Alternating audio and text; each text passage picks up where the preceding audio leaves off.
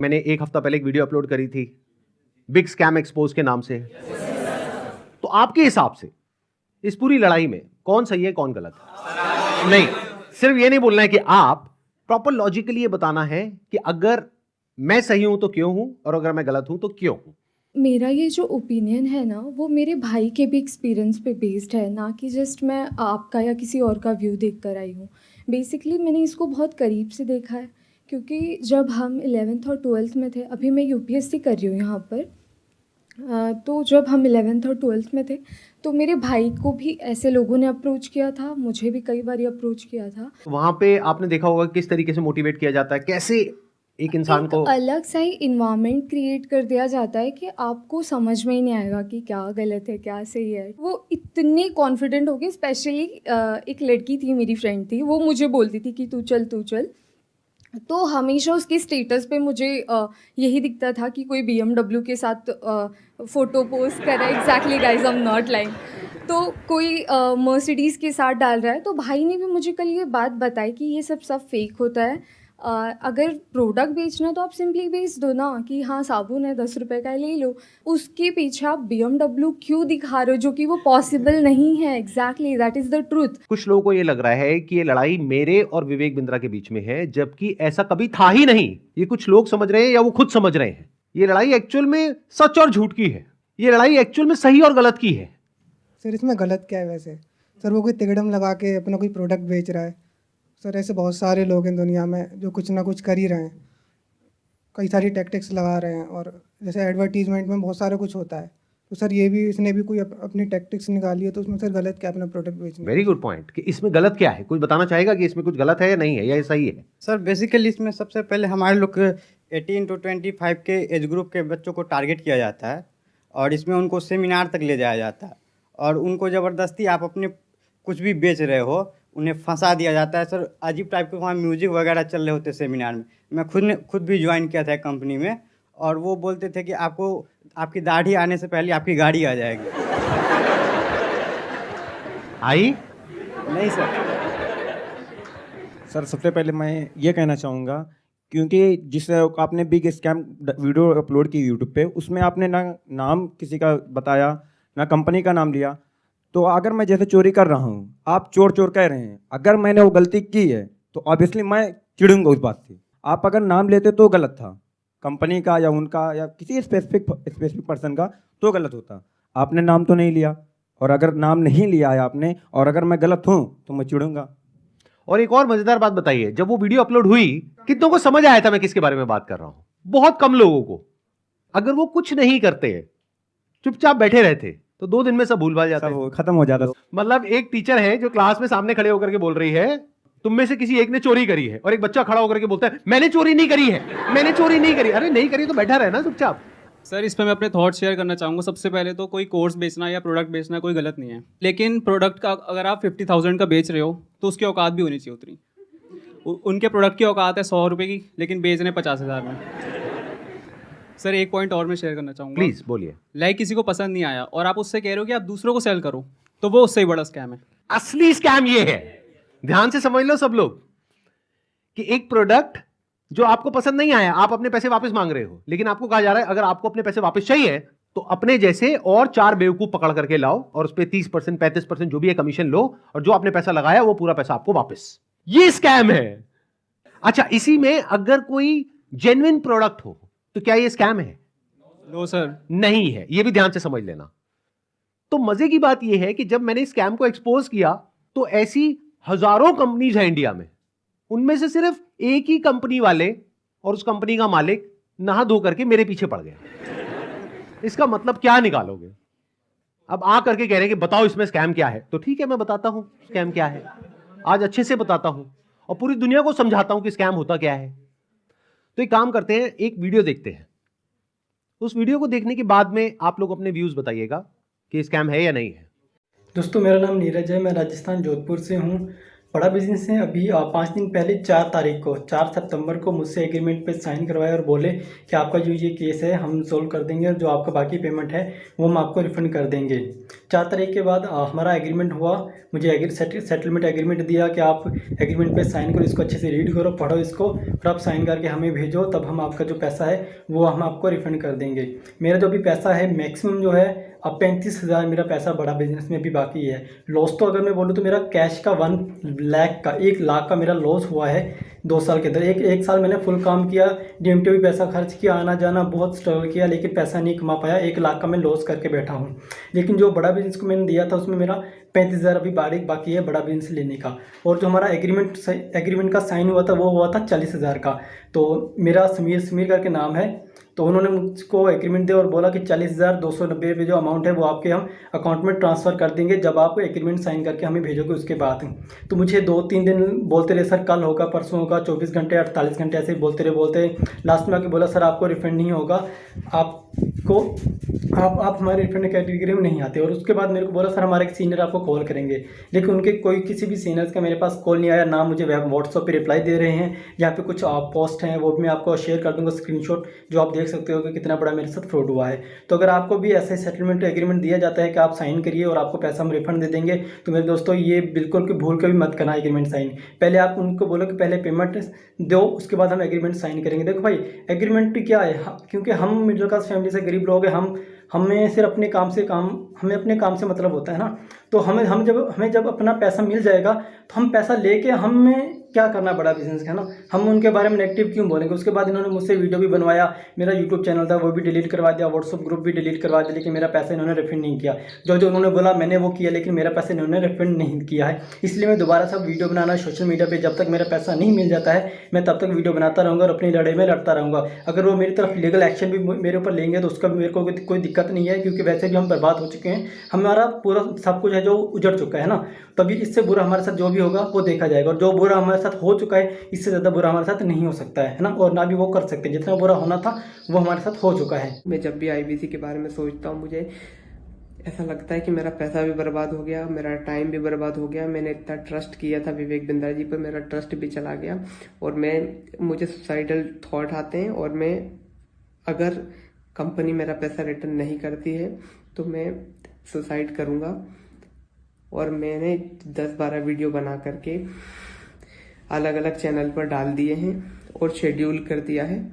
मेरे ना होने के बाद वो वीडियोस रिलीज होते जाएंगे, जिसपे मैंने बताया है कि किस तरीके से मैंने डॉक्टर विवेक बिंद्रा जी का वो सब भी लगा दिया कि मेल पर कि मैंने पैसा डाला था, और मेरा चैनल स्ट्राइक पड़वा दी गई है। और मुझे बोलने की भी वो नहीं दिया कि मैं बोल सकता हूँ, इसलिए मैं ये बिल्कुल नए चैनल पर ये वीडियो डाल रहा हूँ।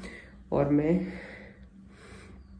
मैंने 10-12 वीडियोस और बना के रखे हैं, जो मैं 10-12 अलग अलग चैनल्स पर मैंने डाल दिए, अपलोड कर दिया है, शेड्यूल कर दिया है। अगर बड़ा बिजनेस की टीम मुझे मेरा पैसा नहीं लौटाती है तो मेरे पास कोई ऑप्शन नहीं रहेगा, क्योंकि मुझे अभी फ़िलहाल में वो पैसा चाहिए कैसे भी करके, क्योंकि जिन लोगों से मैंने पैसा लिया है वो लोग डे नाइट मुझे परेशान कर रहे हैं। मैं आपको बताना चाहूँगा कि ये वीडियो हमने रिकॉर्ड नहीं करी है, ये यूट्यूब पर अवेलेबल है, और ऐसी 1-2 नहीं बहुत सारी वीडियोस अवेलेबल हैं अलग अलग लोगों की। और बहुत सारे ऐसे बच्चे हैं जिन्होंने ब्याज पे पैसा लिया है, हम लोग शायद समझ भी नहीं सकते कि इन लोगों के ऊपर क्या बीत रही है। और ऐसी 1-2 नहीं बहुत सारी वीडियोस हैं, आप जा करके यूट्यूब पे सर्च कर सकते हैं। अब जरा इस इंसान के बैकग्राउंड को देखो कि इंसान है कौन। ये अपने नाम क्या लगाते हैं, डॉक्टर। जब यहां पर ये आए थे तो मुझे लगा था डॉक्टर है, लेकिन बाद में जब मैंने रिसर्च करी अभी पिछले 1 हफ्ते में ये सब जो हुआ है, तो मुझे पता लगा इन्होंने कोई MBBS नहीं किया है इंडिया की किसी भी यूनिवर्सिटी से, या US से, UK से, कहीं से कुछ नहीं किया है। कहां से डिग्री मिली है, कैसे मिली है, वो अगर आप थोड़ा सा रिसर्च करोगे तो आपको समझ आ जाएगा। किसने बोला पाकिस्तान से? देखो मैं आपको हिंट देता हूं, पाकिस्तान इंडिया का नेबर है, ऐसे ही इंडिया का एक नेबर है बांग्लादेश, श्रीलंका। अभी काम करते हैं, अब लीगली बात करते हैं कि स्कैम है या नहीं है, कि मतलब हमारी कंट्री का जो लॉ है वो क्या बोलता है, उसको स्टडी करते हैं। उसके लिए मेरे पास में कुछ डॉक्यूमेंट्स हैं, इसका मैं लिंक दे दूंगा अपने वीडियो के डिस्क्रिप्शन में नीचे, तो आप क्लिक करके डायरेक्टली जा करके गवर्नमेंट की जो वेबसाइट्स हैं वहां पे जा करके देख सकते हैं, पढ़ सकते हैं। ये मैं नहीं कह रहा हूं, हमारी कंट्री की गवर्नमेंट कह रही है, ये उनके नोटिफिकेशंस हैं। सबसे पहले ये समझो कि ये जो स्कैम्स है ना इस तरह के, ये आज से नहीं चल रहे हैं, ये पिछले 100 साल से चल रहे हैं। तो इसके लिए 1978 में एक एक्ट बना था जिसको बोलते हैं prize chit and money circulation act, जहां पर के इस तरह की जो मनी सर्कुलेशन स्कीम्स होती हैं या पिरामिड स्कीम्स होती हैं उन सबको बैन कर दिया गया था। मतलब क्या कि अगर आप एक कंपनी खोलते हो और किसी से पैसा लेते हो, फॉर एग्जांपल मैंने एक कंपनी खोली, वहां पे मैंने आपसे 1 लाख रुपए लिया और आपको बोला कि आप आगे किसी को ज्वाइन करा दो, तो जब आपने किसी को आगे ज्वाइन कराया, अपने फ्रेंड को, रिलेटिव को, किसी को भी और कैसे भी, तो उसमें आपको कितना मिला? 30,000। 70,000 किसको मिला? कंपनी को। तो ये स्कीम इस तरीके से आगे बढ़ती रहती है, यानी वो जो पैसा आ रहा है वही पैसा पब्लिक से लेकर के पब्लिक में ही रोटेट कर दिया जाता है। और एक ऐसा पॉइंट आता है जब जाकर के पूरा का पूरा जो पिरामिड है ये कोलैप्स कर जाता है। तो यहां पर जो लोग टॉप पे बैठे होते हैं वो तो पैसा कमा लेते हैं, बट जो बॉटम ऑफ द पिरामिड है उन सबका पैसा डूब जाता है। और फिर या तो ये कंपनीज बंद हो जाती हैं या भाग जाती हैं पैसा लेकर के। पास्ट में ऐसा बहुत कंपनीज ने किया है, उसमें से बहुत सारी कंपनीज के जो ओनर्स हैं वो आज जेल में हैं। तो ये एक प्रॉपर स्कैम है जिसको गवर्नमेंट ने बैन किया हुआ है। फिर सवाल उठता है कि जब ये बैन है तो लोग कैसे कर रहे हैं? देखो, ध्यान से सुनो, ध्यान से समझो। आपसे अगर मैं पैसा लेता हूं और आपको बदले में कुछ नहीं देता हूं तो वो तो इलीगल है। लेकिन मान लो मैंने आपसे पैसा लिया 50,000 रुपए, बदले में आपको एक 50 रुपए का प्रोडक्ट दे दिया, तो क्या वो लीगल है? इलीगल है?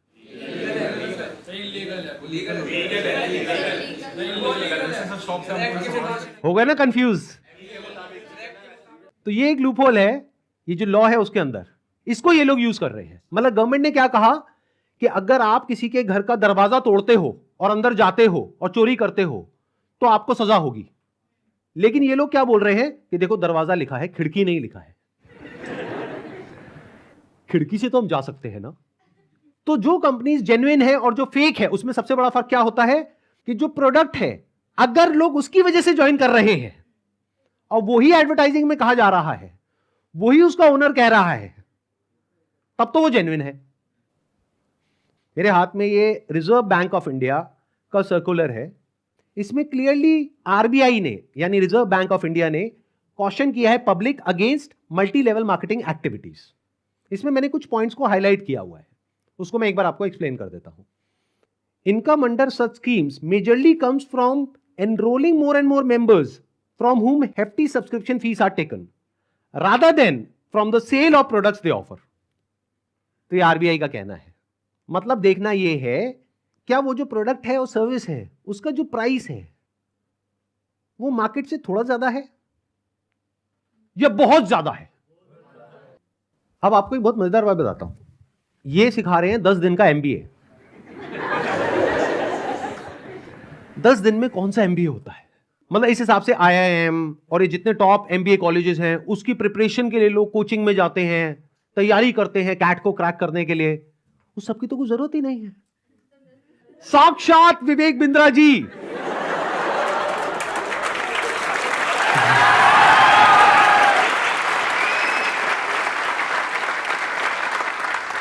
आपके सामने 10 दिन तक रोज प्रकट होंगे और आ करके आपको 10 दिन में एमबीए करा देंगे।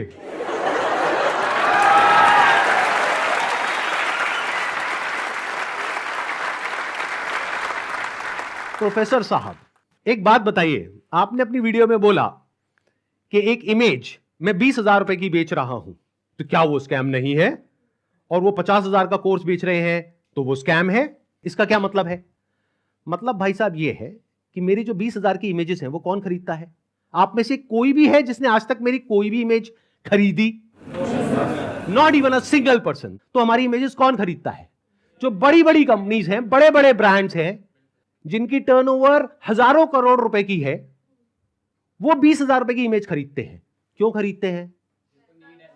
क्योंकि अगर वो इमेजेस हमसे नहीं खरीदेंगे और खुद शूट करेंगे तो उनका खर्चा आएगा 5 से 10 लाख रुपए, और वो इमेज कितने में मिल गई? 20,000 रुपए में। हमने जब वो शूट किया तो हमने 10 लाख रुपए लगाया, तब जाकर के 20,000 में एक इमेज बेची। तो इसमें किसका फायदा है? उस कंपनी का भी फायदा है और हमारा भी फायदा है। इसको बिजनेस बोलते हैं।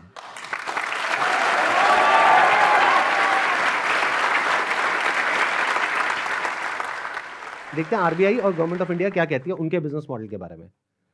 The Reserve Bank has also said that acceptance of money under money circulation, multi-level marketing, pyramid structures is a cognizable offense under the Price Cheat and Money Circulation Banning Act 1978.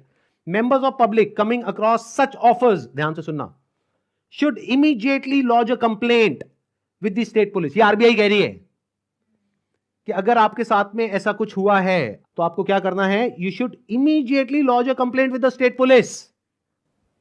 अब एक और notification है जो बहुत important है, in fact most important है इस पूरी की पूरी डिस्कशन के लिए।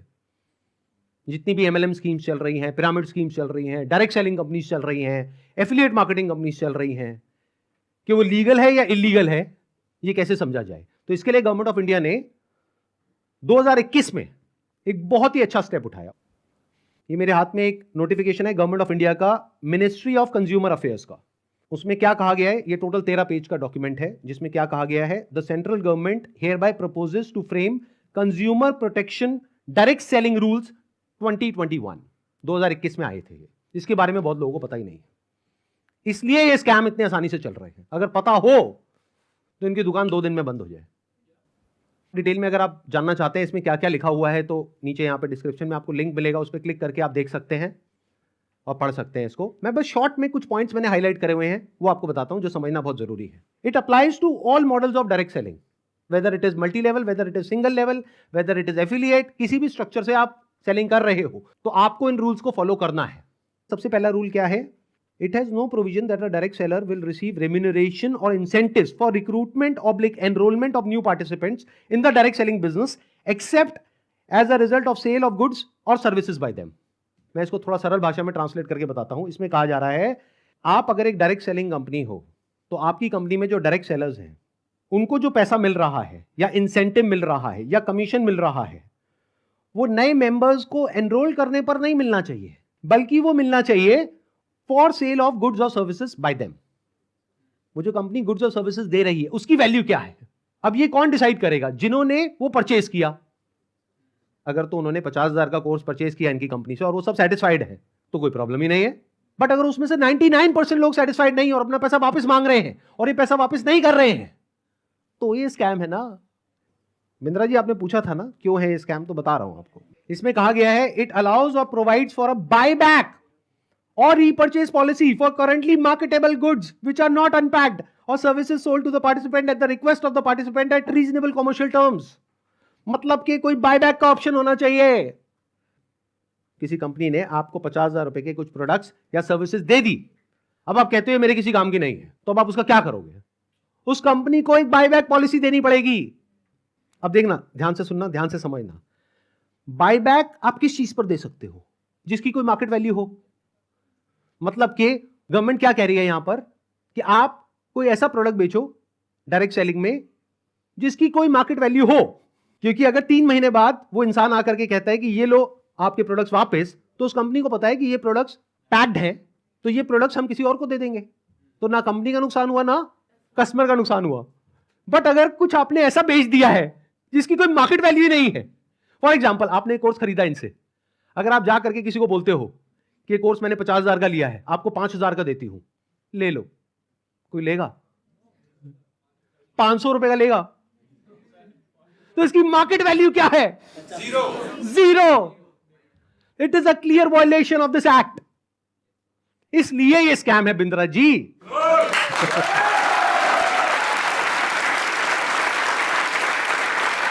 उन्होंने एक बहुत बड़ी गलती कर दी। It was never meant to be Sandeep Maheshwari versus Vivek Bindra. It was just an awareness video. जबरदस्ती आकर के बीच में छलांग मारी है उन्होंने, जबरदस्ती।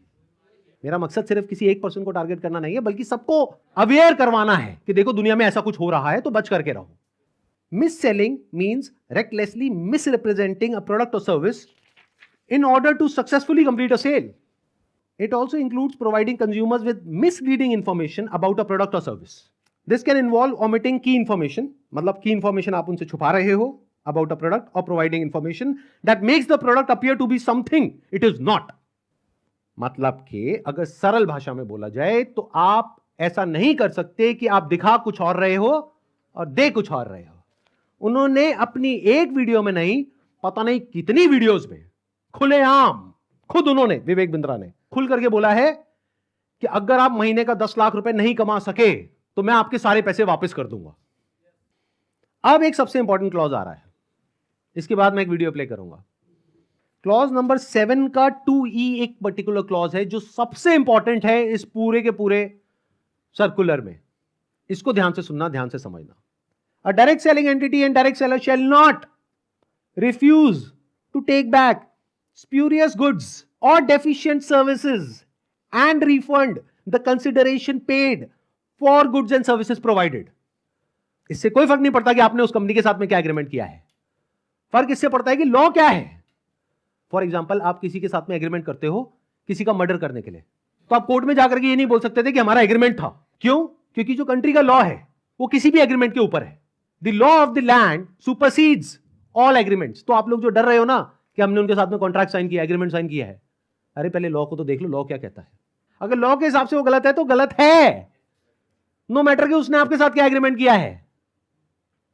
That agreement must be in line with the law of the land. तो ये क्लॉज को मैं दोबारा से पढ़ूंगा, ध्यान से सुनना. A direct selling entity and direct seller shall not refuse to take back deficient services. Deficient word का क्या मतलब होता है? कोई भी ऐसी सर्विसेज जिसमें किसी भी तरह की कोई कमी है और जो कंज्यूमर है वो कहता है कि ये जो आपने मेरे को कोर्स दिया है या प्रोडक्ट दिया है या सर्विस दिया है ये बेकार है, किसी काम की नहीं है, तो उस कंपनी को पैसा रिफंड करना ही पड़ेगा. ये मैं नहीं कह रहा हूं, हमारी कंट्री का लॉ बोल रहा है. अब ये जो मैंने आपको कुछ पॉइंट्स बताए, इसके अकॉर्डिंग एक बार एक छोटी सी वीडियो को देखो बड़े प्रोफेसर की, देखते हैं वो क्या बोलते हैं. मैं आपको अपना व्हाट्सएप का नंबर दूंगा, ईमेल एड्रेस दूंगा, वहां बोल दीजिए आकर के पैसे ले जाइए. नहीं भी आना तो आप ईमेल कर दीजिएगा, आपको पैसे आपके अकाउंट में ट्रांसफर हो जाएंगे. तो आप या तो 50-60 हजार रुपए वापस ले जाइए या लाखों लाखों लाखों रुपए हर महीने कमा लीजिए. दोनों में से कुछ भी कर लीजिए. भाई अगर मैं आपको पैसा कमाने के लायक नहीं बना सका तो मेरे को क्या हक बनता है आपसे पैसे लेने का. 100% कैश बैक गारंटी, यानी कि कुछ और खरीदना चाहे अपग्रेड, लोएस्ट प्राइस गारंटी. ये कौन दे सकता है? कोई नहीं दे सकता है. इसलिए हमने ये खुल के दिया है. आपके तो रिस्क को खत्म कर दिया ना. आपसे कह रहा हूं, आपके जो रिस्क को खत्म कर दिया, आपका रिस्क तो रिवर्स हो गया, गेम चेंज कर दिया पूरा. इसीलिए अभी तुरंत फोन लगाएं और पूछे अपने काउंसलर से कि मैं अपने बिजनेस में कैसे सफल होऊंगा. अरे आपसे बोल रहा हूं, पूछने में क्या जा रहा है, पैसे तो नहीं लग रहे. हाँ, फोन करने पे पैसे नहीं लगते. पता लगाओ, अभी फोन लगाओ और पूछो भाई मेरा बिजनेस सफल कैसे होगा. अगर मैं विवेक बिंद्रा आपको आकर के प्रॉमिस दे रहा हूं 100% मनी बैक गारंटी, वो इसीलिए दे रहा हूं. हमने मनी बैक गारंटी लॉन्च करी है. What is money back guarantee? अगर कोई भी हमारे साथ आईबीसी बनता है और वो चाहता है कि मैं पैसे कमाऊं और वो हमारे साथ पैसे नहीं कमा पाता, तो नो क्वेश्चंस आस्क्ड, उसका पैसा उसको वापस कर दिया जाएगा. That's called money back guarantee. दम नहीं है किसी में ये बोलने का जो हम बोल रहे हैं. गारंटी दे रहा हूं 10 लाख रुपए महीना पे आप पहुंचेंगे. नहीं पहुंचे तो मेरे पास आके पैसा वापस मांग लेना.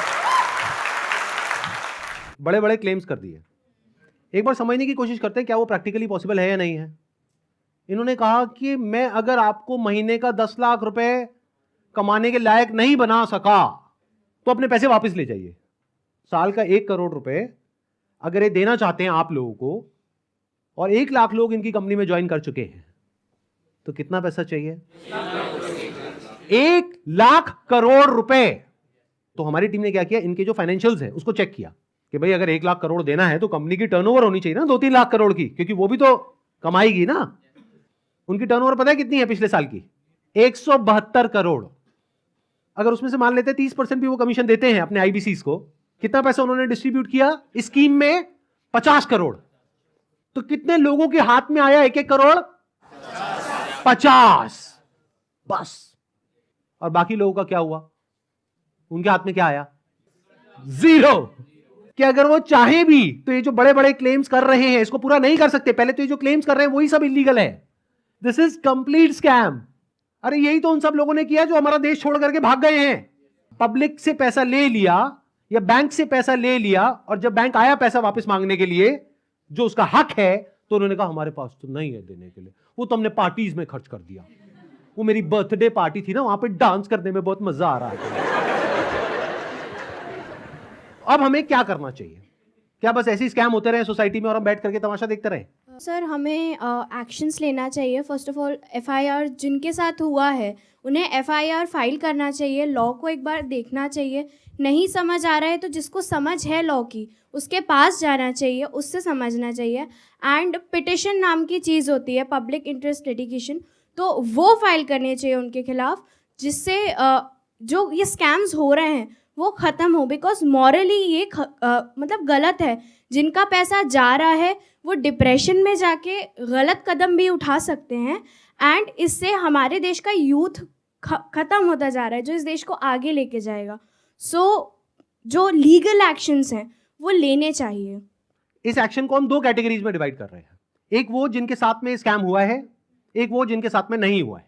मान लेते हैं 1 लाख लोग हैं जिनके साथ में स्कैम हुआ है, यानी कि उनका पैसा ये कंपनी मार करके बैठी है और वापस नहीं कर रही है। तो उन्हें क्या करना चाहिए? सबसे पहले जा करके एफआईआर करनी चाहिए। अगर वो पुलिस वाले एफआईआर नहीं करते हैं तो उनको ये सारे सर्कुलर्स दिखाने चाहिए कि भाई आरबीआई ने कहा है, आप ये लिख करके दे दो हमको कि आप एफआईआर नहीं कर सकते इनके अगेंस्ट। तो उन्हें एफआईआर लॉन्च करनी ही पड़ेगी। और अगर इंडिया के अलग अलग पार्ट्स में बहुत सारे लोग इस तरीके से एफआईआर लॉन्च करते हैं, तो जितनी भी हायर अथॉरिटीज हैं लाइक सीबीआई एंड ईडी, वो सब एक्शन में आ जाएंगी। मतलब उनको भी आइडिया लगेगा कि ये कोई छोटा मोटा स्कैम नहीं है, 500 करोड़ का स्कैम है, छोटा अमाउंट नहीं होता है। और ये पैसा किसका है? पब्लिक का है। और पब्लिक में भी एक बार को मान लो किसी 50-60 साल के आदमी का होता तो मुझे इतना दर्द नहीं होता। 18-19 साल के बच्चे का है जिसकी जेब में 50 रुपए नहीं होते हैं। तो पहला क्या है, अगर आपके साथ में ऐसा कुछ हुआ है तो नंबर 1 एफआईआर लॉन्च करो। नंबर 2, अभी तक मैं इसमें डायरेक्टली इन्वॉल्व नहीं था लेकिन अब हो गया हूं, तो अब आप लोग अकेले नहीं है। मेरा एक सिंपल सा प्लान है कि मैं अपने चैनल पर मोनेटाइजेशन ऑन करूंगा। वहां से मेरे पास में कुछ पैसा आएगा। मान लो 2-3 महीने में मेरे पास में 1 करोड़ रुपए आ जाता है। तो इस 1 करोड़ को मैं यूज करूंगा इंडिया की सबसे अच्छी लॉ फर्म को हायर करने के लिए, जो कि इन लोगों को रिप्रेजेंट करेगी जिनके साथ ये स्कैम हुआ है। उसका पैसा कहां से आएगा? मेरे चैनल पे जो एड्स रन होंगी अगले 2-3 महीने तक, वहां से आएगा। अगर उस पैसे की मुझे जरूरत पड़ी तो, अगर उतना पैसा मैं खुद अरेंज कर पाया तो मैं एड्स ऑन नहीं करूंगा। लेकिन अगर मैं अपने बेस पे अरेंज नहीं कर सकता हूं तो मैं एड्स ऑन कर दूंगा। तो तैयार रहना, कल को बोलना मत कि एड्स कहां से ऑन हो गई। जरूरत पड़ी तो मैं 1-2 महीने के लिए एड्स ऑन करूंगा, फिर बंद कर दूंगा जैसे ही मेरे पास में उतना पैसा आ जाएगा जितना उस लॉ फर्म को देना है। फिर वापस से अगर मेरे पास में पैसा खत्म हो गया उनको देने के लिए 6 महीने बाद, फिर से एड्स ऑन कर देंगे। अपने घर की खेती है, क्या दिक्कत है?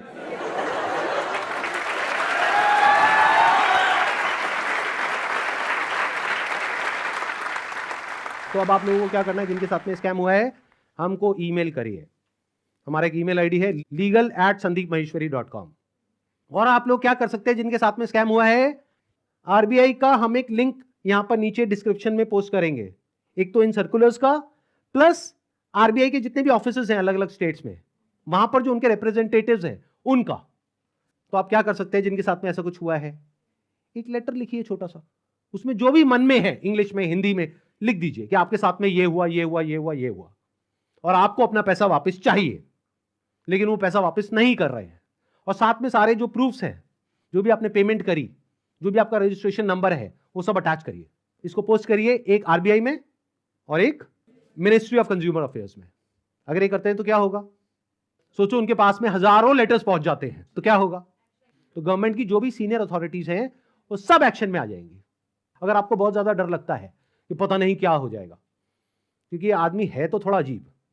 अभी जो कल वीडियो में आया है ये, इसने आकर के एक बार नहीं बार बार मुझे धमकियां दी है, 1 हफ्ते में देखो मैं तुम्हारे साथ क्या करता हूं। भाई तू क्या करेगा, कर ले, अभी कर ले। मैं नहीं डरता भाई, दिखता नहीं है मेरी आंखों के अंदर। मेरे को मत डराने की कोशिश कर बार बार, तू अपनी आंखें दिखा कर।